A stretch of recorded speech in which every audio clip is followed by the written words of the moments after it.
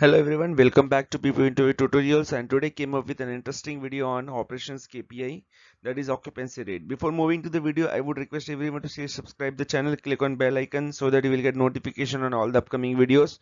And so don't miss to check out the playlist. You will find 180 plus videos on many topics, right? Six Sigma certification, MS Excel, quality analyst, trainer, WFM.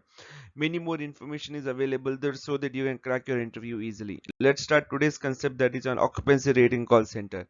So what is the occupancy rate in call center? So basically, which means how much busy your employees are. This is known as occupancy rate.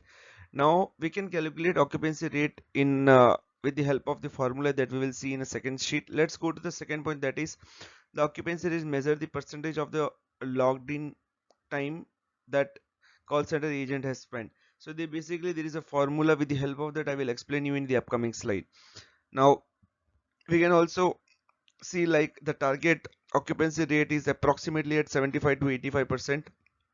Below to that, there might be a situation, it will look like you have a less HC rostered, or else you have a less employees available.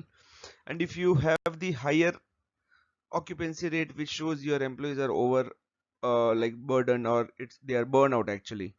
So let's start and let's see the formula on the occupancy rate, that is total handle time divided by total logged in time. So total logged in time, which means overall 9 hours of your time. So this will include your your the time what you have spent on the call, as well as the time what you have spent in the break. You can use and multiply it with 100, you will get the occupancy formula.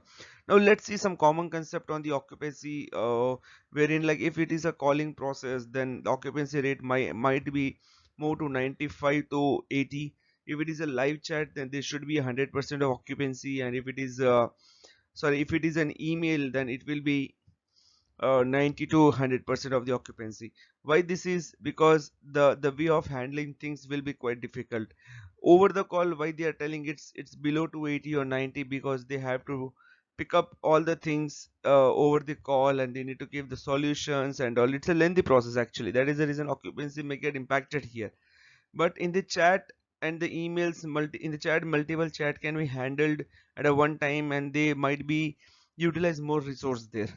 And email, yes, we would require some time to type roast notes as well. That is the reason the occupancy state is showing at 95 to 100%. So this is all about the occupancy formula. Let's move to some important point on the occupancy formula. You might get some questions on the basis of this. The first one is, be sure to identify the handle time clearly. See, if you want to see if there is a less occupancy time for the individual employee, we have to see the AHT of the employee. If you see this, then definitely we'll get to know that why there is an why there is a lack of occupancy for this particular employee.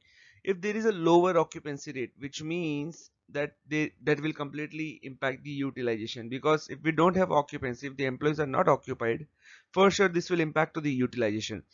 And if it is higher, then it will basically make employee burnout, or it may be leading to the overburden. Track hourly variations. If you want to make occupancy more smoother, every hour you have to track the occupancy rate from the individual employee. Focus on improving the self-service option. This is important, guys. For an example, if a customer calls you, and there are certain troubleshooting steps to be followed, due to which a customer is getting an help, then this is a great thing wherein the occupancy can be managed very sincerely and easily. The last one is knowing your occupancy rate. It is crucial to have with accurate staffing and forecasting. See, occupancy rate matters a lot. This will help you in doing this scheduling and staffing as well. So this is all about the occupancy rate. If you still have any doubt, guys, and you can all read out all the points which are there in the presentation, this will definitely help you in cracking the interview, and formula you have to memorize it. So this is all about the occupancy rate, guys. Check out our playlist, check out our Instagram, Facebook, LinkedIn page. You will find multiple information there, and also click on bell icon and like the particular option. If there is anything else, let us know in the comment section. Thanks a lot, guys. Have a great day.